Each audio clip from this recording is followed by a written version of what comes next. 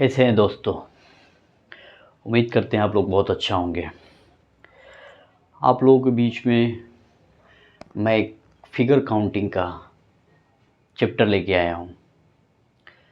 ये figure counting बहुत सारे एग्ज़ामों में, रीजनिंग के एग्ज़ामों में पूछे जाते हैं और बहुत सारे इसके नियम भी होते हैं, बहुत सारे रूल भी होते हैं। बट हम आपको इन रूल और नियम पे नहीं आधारित, बल्कि बहुत ही एक आसान वे यानी सिस्टमेटिक तरीके से आप लोगों को समझाएंगे और उम्मीद करते हैं कि वीडियो ख़त्म होने के बाद आप लोगों को बहुत ही मज़ेदार तरीके से समझ में आने वाली है। क्वेश्चन की शुरुआत करते हैं। सबसे पहले दिया हुआ है क्वेश्चन नंबर 1। इसमें कह रहा है आकृति में, यानी दिए हुई ये आकृति में वर्गों की संख्या ज्ञात कीजिए। तो हम वर्गों की संख्या कैसे ज्ञात करते हैं? ठीक है, वर्गों की संख्या कैसे हम ज्ञात करते हैं? सबसे पहले हम ये जितने भी कॉलम हैं उसमें हम नंबरिंग कर देते हैं। जैसे 1 2 3, इसमें भी 1 2 3 4। ठीक है, एक और कॉलम हम बना देते हैं 4। ठीक है, अब यहाँ पे क्वेश्चन हमसे पूछ रहा है कि वर्गों की संख्या ज्ञात कीजिए। तो ध्यान रखिए, जब रो में दी हुई संख्या और कॉलम में दी हुई संख्या जब बराबर हो तो सबका हम स्क्वायर निकाल कर और सबको एक साथ जोड़ देते हैं। फिर से समझाने की कोशिश करते हैं। सबसे पहले हम सभी बॉक्स में नंबरिंग करेंगे, ऊपर से नंबरिंग और नीचे से नंबरिंग। मैंने नंबरिंग किया 1 2 3 4। ठीक है, नीचे भी किया 1 2 3 4। अब दूसरा चीज़ क्या करेंगे, अगर रो ये होता है और कॉलम ये होता है। ठीक है, रो और कॉलम की संख्या अगर बराबर दी हुई हो, रो और कॉलम की संख्या बराबर दी हुई है, तो सबको हम स्क्वायर करते हुए जोड़ते चले जाते हैं और लास्ट में जो हमारा मान आता है वही हमारा आंसर होता है। देखिए कैसे, जैसे 1 का स्क्वायर 1, 2 का स्क्वायर 2, 3 का स्क्वायर 9 और 4 का स्क्वायर 16।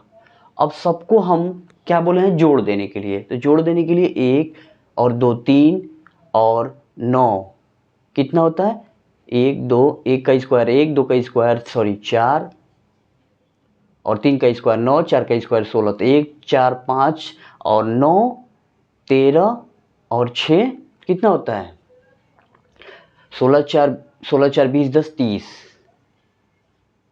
ठीक है, तो हमारा आंसर क्या निकल के आएगा, सी ऑप्शन सही है। समझ में आई मेरी बात? फिर से हम आपको समझा देते हैं। जब भी हमसे फिगर में काउंटिंग करने के लिए कहा जाए, उसमें सबसे पहला चीज़ आता है फिगर में वर्गों की संख्या, और भी आती हैं, आयतों की संख्या भी आती है, त्रिभुजों की संख्या भी पूछता है। अभी हम सबसे पहले स्टार्टिंग कर रहे हैं वर्गों की संख्या से। ठीक है, तो वर्गों की संख्या में मैंने कहा कि जब रो और कॉलम की संख्या बराबर दी हुई है तो जितनी संख्याएं दी हुई हैं सबका हम स्क्वायर रूट निकालते हैं और लास्ट में सबको जोड़ देते हैं और जोड़ने को जो हमारा मान आता है वही हमारा आंसर होता है। वही चीज़ मैंने किया, 1 का स्क्वायर 1, 2 का स्क्वायर 4, 3 का स्क्वायर 9, 4 का स्क्वायर 16 और जोड़ दिया, हमारा आंसर आ गया 30। बात समझ में आई? यहाँ तक क्लियर हुआ? अब हम आगे क्वेश्चन पे बढ़े। ठीक है, इसमें कह रहा है आकृति में कितने वर्ग हैं।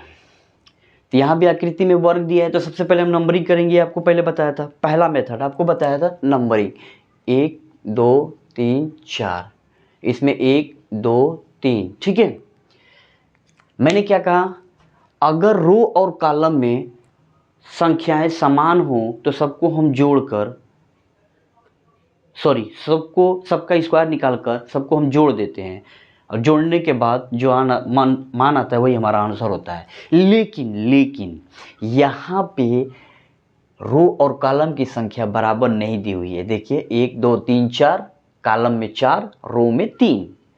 तो यहाँ पे हम क्या करेंगे, यहाँ पे तो हम स्क्वायर नहीं करेंगे, तो यहाँ पे हम करेंगे सभी नंबरों का, यानी कि कॉलम का मैक्सिमम यानी अधिक से अधिक जो लास्ट वाला संख्या है, और रो का जो सबसे अधिक संख्या है उसका हम मल्टीप्लाई करते हैं, और तब तक मल्टीप्लाई करते हुए जाते हैं जब तक कि हमारा मान 1 पे 9 आकर रुक जाए।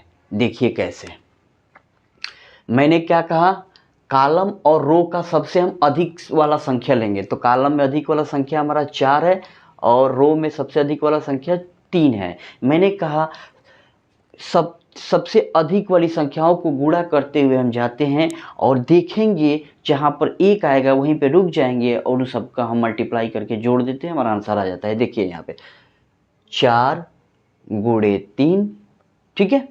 अब 4 3 खत्म हो गया, अब फिर 3 आया, तो 3 गुणे 2, ठीक है। फिर अब 2 आया, 2 गुणे 1, अब 1 के बाद क्या आता है 0, तो मैंने क्या किया, आखिरी एक संख्या पर ही हम रुक जाएंगे और सबका हम मल्टीप्लाई करके मानों का हम जोड़ के आंसर कर देते हैं। तो 3 चौका 12, 3 दूना 6 और 2 1 कम है 2, तो 12 6 18 और 2 कितना हो गया हमारा 20। ये हमारा आंसर आ गया 20। समझ में आया?